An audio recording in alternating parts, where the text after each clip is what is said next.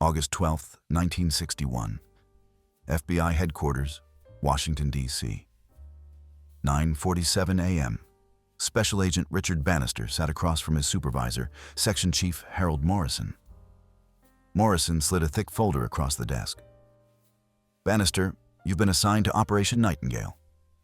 Subject, Marilyn Monroe." Richard opened the file. Photos of Marilyn. Reports on her movements. Lists of her associates. "What's the objective, sir?" "Surveillance. Miss Monroe is involved with individuals of interest to national security. We need to know everywhere she goes, everyone she talks to, everything she does." "Individuals of interest?" Morrison's face hardened. "That's classified. Your job is to watch her. Report daily. Do not make contact. Do not interfere. Observe and document. Clear?" "Yes, sir." What Richard Bannister didn't know was that this assignment would destroy his career, his marriage, and ultimately his sanity. Because over the next 13 months, Richard wouldn't just watch Marilyn Monroe. He would fall in love with her. And when he tried to save her life, the FBI would make sure he paid the price. August 15th, 1961. Brentwood, California. Richard sat in an unmarked sedan across from Marilyn's house on 5th Helena Drive. 6:00 a.m. His shift started at dawn. His partner, Agent Tom Crawford, brought coffee. "First day watching the movie star. Lucky you." Richard looked at Marilyn's small Spanish-style house. Quiet, peaceful. "Doesn't seem like national security threat lives there." "That's not our concern. We watch. We report. We don't ask questions." At 9:30 a.m., Marilyn emerged. White sundress, sunglasses, no makeup. She got in her Cadillac and drove to the studio. Richard followed at a distance. For 2 weeks, the routine was simple. Marilyn went to work, came home, saw her therapist, met friends for lunch. Nothing suspicious, nothing interesting. Richard filed his reports. Subject followed normal daily routine, no contact with persons of interest. But here's where everything changes, because on September 2nd, Richard saw something that explained why the FBI was watching Marilyn. September 2nd, 1961. 11:37 p.m. Richard was parked outside Marilyn's house on his night shift. Most nights were boring. Marilyn came home, lights went off, nothing happened. But tonight, a black limousine pulled up. Government plates. 3 men in suits got out. Secret Service, then a 4th man. Even in the dark, Richard recognized him. President John F. Kennedy. Richard grabbed his camera, started photographing. The president went inside Marilyn's house. The Secret Service stayed outside. Kennedy was inside for 3 hours and 22 minutes. He left at 2:59 a.m. Richard's hands were shaking as he documented everything. The next morning, he filed his report with the photos. 2 hours later, Morrison called him. "Bannister, get to D.C. now." Don't miss this detail, because what Morrison told Richard changed the entire surveillance operation. September 4th, 1961. FBI Headquarters. Morrison sat Richard down. Photos of Kennedy and Marilyn spread on the table. "What you saw the other night stays classified." "Yes, sir?" "The president is having an affair with Marilyn Monroe. Has been for months. Our job is to document everything." "Why?" "Because FBI Director Hoover wants leverage over Kennedy. Hoover and Kennedy don't get along. These photos are insurance." Richard felt sick. "We're blackmailing the president?" "We're protecting national security. The president is compromised. Marilyn Monroe is a security risk. Imagine if the Soviets got to her. Imagine what they could learn." "So we're not investigating her. We're documenting the affair?" "Exactly. And Bannister, This is your career. Do this job well, you'll move up. Screw it up, you're done. Richard flew back to Los Angeles. But something had changed in him. This wasn't law enforcement. This was political espionage. You're not going to believe what Richard discovered over the next 6 months.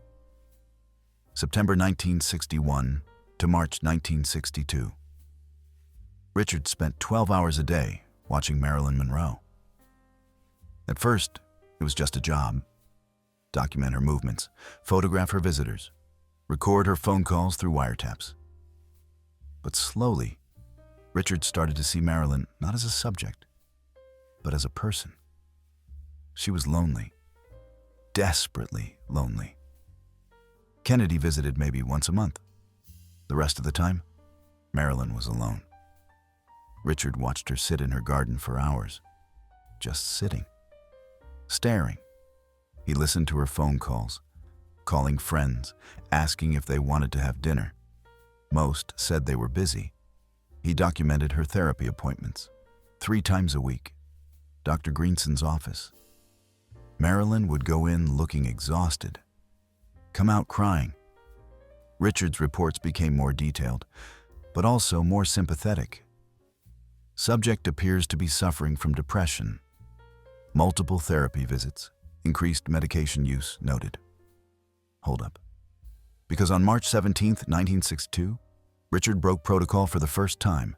March 17, 1962, 3:47 p.m. Schwab's Pharmacy, Hollywood. Richard was following Marilyn. She went inside to pick up a prescription. Richard waited in his car. Then he saw 2 men enter the pharmacy. Not customers. Professional. They moved like agents. But they weren't FBI. Richard's instinct kicked in. He got out of the car and went inside. Marilyn was at the prescription counter. The 2 men were flanking her. Casual, but deliberate. "Miss Monroe," one of them said quietly, "we'd like to talk to you about your relationship with certain individuals." Marilyn looked nervous. "I don't know what you're talking about." "I think you do. Perhaps we could have this conversation somewhere private." Richard stepped forward. "Excuse me, gentlemen. FBI. I need to see some identification." The men turned, looked at Richard. One of them smiled. "This doesn't concern you." Richard pulled out his badge. "I'm asking politely. Identification, now." The men looked at each other, then at Marilyn. Then they left. Marilyn stared at Richard. "Who were you? Why did you help me?" Richard realized he'd just blown his cover. "I'm nobody, just happened to be here." "You're FBI, I heard you say it." "Yes. Are you following me?" "I can't discuss that." Marilyn's eyes filled with tears. "Everyone's following me. The FBI, the CIA, reporters. I can't go anywhere without being watched." She walked out. Richard stood there, realizing he'd just made a huge mistake. Don't miss this revelation, because those 2 men were CIA, and they reported Richard's interference, March 19, 1962. Morrison called Richard into a secure room. "What the hell were you thinking?" "Those men were harassing the subject. I intervened." "Those men were CIA, running their own operation on Monroe. You just exposed yourself and compromised our surveillance." She was being intimidated. "That's not your concern. Your job is to observe, not protect, not interfere. Observe." Richard felt anger rising. She's a human being, not a subject. She's a security risk who's sleeping with the President of the United States. Your feelings about her don't matter. My feelings? Don't think I haven't noticed. Your reports are getting soft. You're describing her emotional state, her loneliness. That's not surveillance, Bannister. That's sympathy. Morrison leaned forward. "I'm giving you one warning. Do your job or I'll replace you. And if I replace you, Everything you know about this operation stays classified forever. You'll spend the rest of your career in a basement filing reports. Understood? Yes, sir. But Richard didn't understand, because he was already in too deep. This is where everything changes. Because Richard Bannister was about to fall completely in love with Marilyn Monroe. April to July, 1962. Richard continued surveillance, but now, every time he watched Marilyn, he felt guilt. She was being used by everyone. The president used her for sex. Bobby Kennedy used her to cover for his brother. The FBI used her for blackmail. The CIA used her as a test case for intimidation tactics. And she had no idea how many people were watching her, manipulating her, controlling her life. Richard started bending rules. When paparazzi followed Marilyn, Richard would tip her off. Anonymous phone call to her house. They're waiting outside the restaurant. When CIA agents showed up near her house, Richard would park his car conspicuously. A warning. When reporters tried to ambush her, Richard would create distractions. He told himself he was still doing his job, but he was lying to himself. You won't believe what Richard did next. July 1st, 1962. Richard wrote a letter. He didn't sign it. He didn't use FBI letterhead. Just plain paper. Typed. Miss Monroe, you are in danger. The people you trust are not your friends. Your phones are tapped. Your house is bugged. Everything you say is being recorded. Be very careful what you say and to whom you say it. A friend. He mailed it from a random post office. Untraceable. 3 days later, he watched Marilyn's house. She came out, looked around nervously, got in her car, and drove to a payphone. She was taking the warning seriously. Richard felt relief and terror, because if the FBI found out he'd warned her, his career was over. July 15th to August 3rd, 2062. Richard watched Marilyn's life fall apart. The studio fired her from Something's Got to Give. Bobby Kennedy stopped returning her calls. Her friends were distancing themselves. She was isolated, alone, desperate. Richard's reports documented it all. But he also documented something else. Increased surveillance from other agencies. CIA cars outside her house. Phones being tapped by multiple organizations. Men in suits visiting her neighbors, asking questions. Richard knew what this meant. They were building a case or preparing for something. On August 3rd, Richard filed a report that would later haunt him. Subject appears to be in severe psychological distress. Increased risk of self-harm noted. Recommend immediate psychiatric evaluation. He wrote self-harm because he couldn't write what he really thought. They're planning to kill her. Hold on, because what happened next would destroy Richard Bannister forever. August 3rd, 1962. 9:47 p.m. Richard broke every rule. He called Marilyn's house from a payphone. She answered. Hello? Miss Monroe, don't say anything. Just listen. You need to leave Los Angeles. Tonight.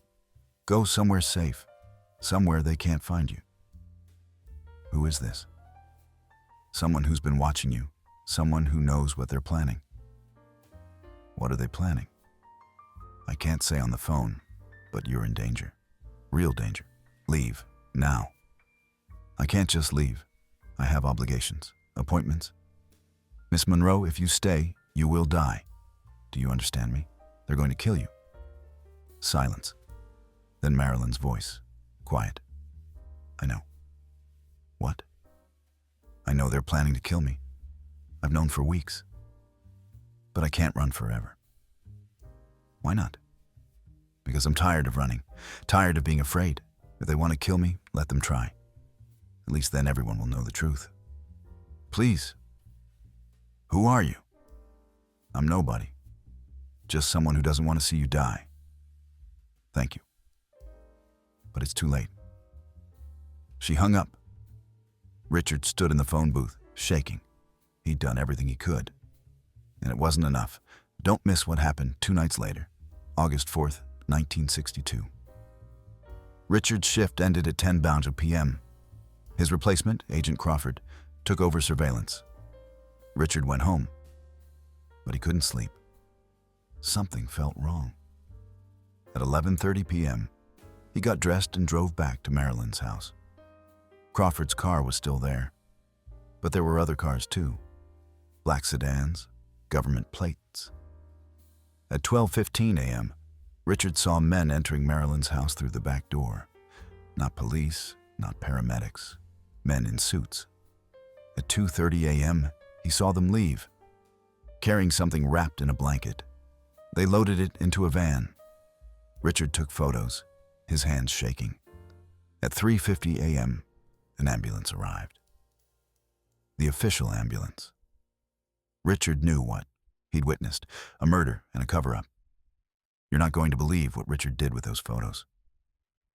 August 5th, 1962, morning. Morrison called Richard. Monroe's dead. Suicide. Overdose. I know. How do you know? Your shift ended at 10 p.m. Richard's heart stopped. Crawford told me. Crawford doesn't know. The official announcement hasn't been made yet. Richard realized he'd made a mistake. I assumed. You just told me. Morrison was silent. Bannister, were you at Monroe's house last night?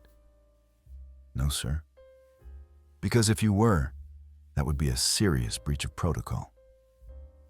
I was at home, sir. Good. Because anyone who was there last night without authorization would be obstructing justice, possibly facing criminal charges. Morrison hung up. Richard looked at the photos he'd taken. Men removing a body at 2:30 a.m., the ambulance arriving at 3:50 a.m. Proof of staging, proof of cover-up. He hid the photos in his apartment, inside a hollow book, and he waited. August 1962. Richard waited for an investigation, official FBI investigation into Marilyn's death. It never came. Instead, Morrison called him in. Operation Nightingale is closed. All surveillance tapes, photos, and reports are being classified. You are not to discuss this assignment with anyone, ever. But, sir, the circumstances of her death are not our concern. LAPD ruled it suicide. Case closed. I have evidence that. You have nothing, Bannister. All evidence belongs to the FBI. Any materials you possess must be surrendered immediately. Yes, sir. Richard didn't surrender the photos. He kept them hidden because he knew the truth. Marilyn Monroe was murdered, and the FBI helped cover it up from 1962 to 2017. For 55 years, Richard Bannister lived with guilt. He'd watched Marilyn for 13 months. He'd warned her. He'd tried to help, but he hadn't saved her. His marriage fell apart in 1964. His wife found him drunk, crying, saying, "I could have saved her." His FBI career ended in 1966. Forced resignation, mental health concerns. He'd become obsessed with Marilyn's case, talking about it, questioning it. That made him a liability. He spent decades drinking, moving from city to city, unable to hold a job, unable to sleep. Every night, the same nightmare. Marilyn looking at him, asking, "Why didn't you save me?" This is where everything changes, because in 2017, Richard Bannister decided to finally tell the truth. January 2017. Richard Bannister, 84 years old, diagnosed with terminal lung cancer. 3 months to live. He called a journalist, Sharon Martinez, investigative reporter. "I have information about Marilyn Monroe's death. Information the FBI has hidden for 55 years. Sharon met him in a hospice in Phoenix. Richard showed her everything. The surveillance files he'd kept. The photos from the night Marilyn died. His personal notes. Sharon recorded everything. Mr. Bannister, why are you coming forward now? because I'm dying. And I can't die knowing I stayed silent. What did you witness? I watched Marilyn Monroe for 13 months. I saw the president use her. I saw Bobby Kennedy threaten her. I saw the FBI, the CIA, everyone using her as a pawn. And when she became inconvenient, I watched them kill her. You saw her murdered? I saw men enter her house at 12:15 a.m. on August 5th. I saw them leave at 2:30 a.m. carrying her body. I saw them stage the scene. And I saw the official ambulance arrive 90 minutes later to make it look like they discovered her dead. Why didn't you report this? To who? The FBI. I worked for them. They were part of it. The police? They were told what to say. The press? They wouldn't have believed me. I was nobody. Do you have proof? Richard handed her the photos.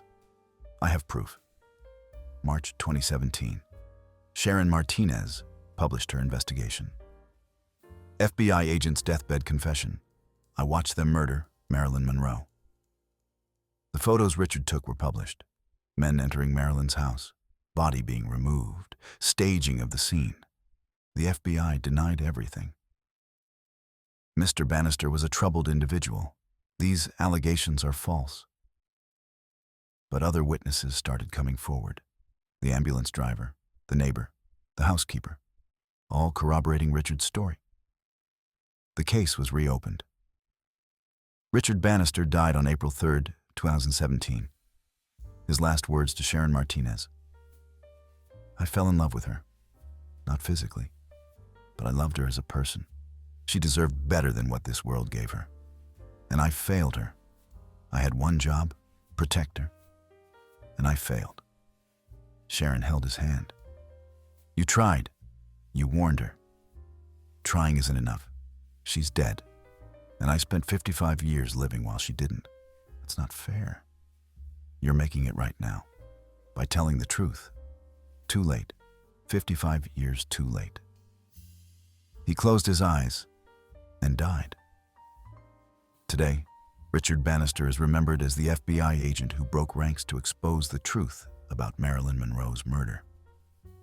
His photos are key evidence in the ongoing investigation. His testimony corroborated other witnesses.